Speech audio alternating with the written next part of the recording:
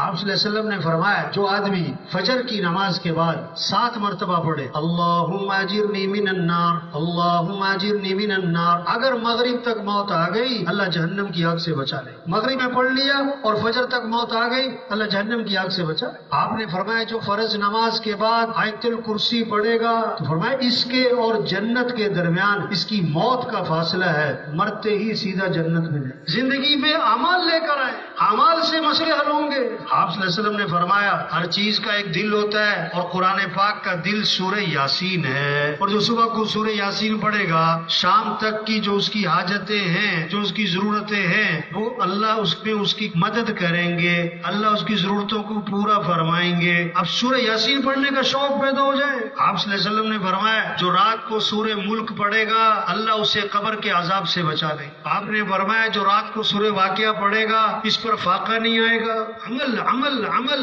موقع موقع کے اعمال دیے۔ آپ صلی اللہ علیہ وسلم نے فرمایا جو آدمی 7 مرتبہ پڑھے فجر کے بعد حسبی اللہ لا الہ الا ہو علیہ توکلت وہو رب العرش العظیم 7 مرتبہ، اب مغرب تک کے جتنے کام ہیں، شام تک کے جتنے کام ہیں اللہ اس کے لیے کافی ہو جائے گا۔ آپ صلی اللہ علیہ وسلم کا گزر ہوا، ایک صحابی کو دیکھا، فرمایا تم پریشان لگ رہے ہو۔ عرض کیا جی میں پریشان ہوں، پریشانیاں ہیں، قرضے ہیں۔ آپ نے فرمایا میں تمہیں ایسی دعا بتاؤں کہ پریشانیاں دور ہو جائیں، قرضے ادا ہو جائیں؟ دعا بتائی، عمل بتایا کہ جی بتائیں۔ فرمایا یہ دعا پڑھا کرو اللہم انی اعوذ بک من الہم والحزن واعوذ بک من العجز والکسل واعوذ بک من الجبن والبخل واعوذ بک من غلبۃ الدین وقہر الرجال۔ وہ صحابی فرماتے میں یہ دعا پڑھتا رہا، میری پریشانیاں بھی دور ہو گئیں، میرے قرضے بھی ادا ہو گئے۔ عمل بتایا، دعا بتائی۔ ایک صحابی نے عرض کیا حضور رات مجھے بچھو نے ڈس لیا، فرمایا اگر تم نے یہ دعا پڑھی ہوتی بچھو نقصان نہ پہنچا سکتا۔ کیا؟ اعوذ بکلمات اللہ التامات من شر ما خلق، اگر یہ دعا پڑھی ہوتی نا بچھو نقصان نہ پہنچا سکتا۔ ہمارے مسئلوں کا حل دعاؤں سے ہے۔ عبداللہ بن عمر رضی اللہ عنہ فرماتے ہیں حضور صلی اللہ علیہ وسلم اس دعا کا پڑھنا کبھی نہیں چھوڑتے تھے، نہ صبح چھوڑتے تھے نہ شام چھوڑتے تھے۔ کیا؟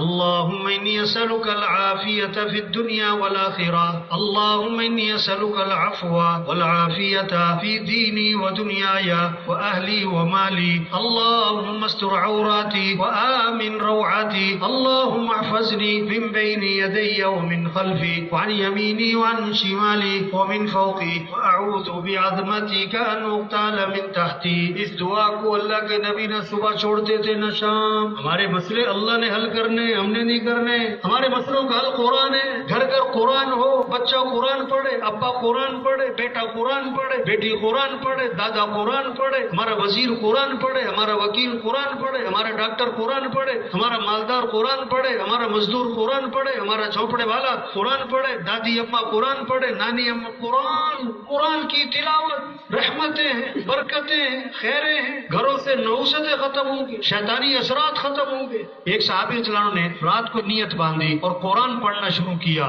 گھوڑا بندھا ہوا تھا، بیٹا سو رہا تھا تو گھوڑا بتکنے لگا جیسے اسے کچھ نظر آ رہا ہے۔ یہ پریشان ہو گئے، یہ قرآن پڑھے گھوڑا بتکے۔ جب سلام پھیرا تو کیا دیکھا؟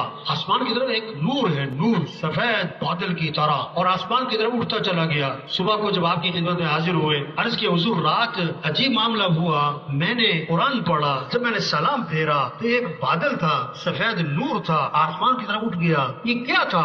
آپ صلی اللہ علیہ وسلم نے فرمایا یہ آسمان سے فرشتے اترے تھے تمہارا قرآن سننے کے لیے۔ یہ محنت ہو رہی، گھر گھر قرآن زندہ ہو، تلاوت زندہ ہو، ذکر زندہ ہو، سب کے ہاتھ میں تسبیح ہو، زبان پہ کس کا نام ہو؟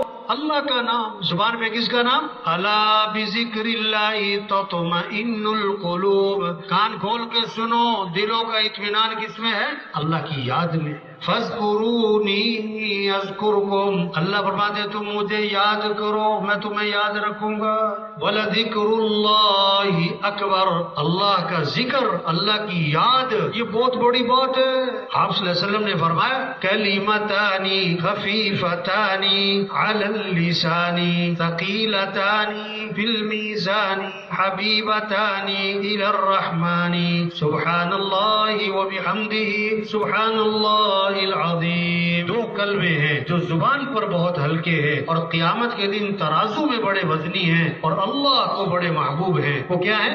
سبحان اللہ و بحمدہ سبحان اللہ العظیم۔ آپ صلی اللہ علیہ وسلم نے فرمایا جو 100 مرتبہ پڑھے لا الہ الا اللہ، جب قیامت کے دن اٹھے گا تو اس کا چہرہ 14ویں رات کے چاند کی طرح چمک رہا ہے۔ آپ صلی اللہ علیہ وسلم نے فرمایا جو کثرت سے درود شریف پڑھے گا جنت میں اسے میرا پڑوس ملے گا۔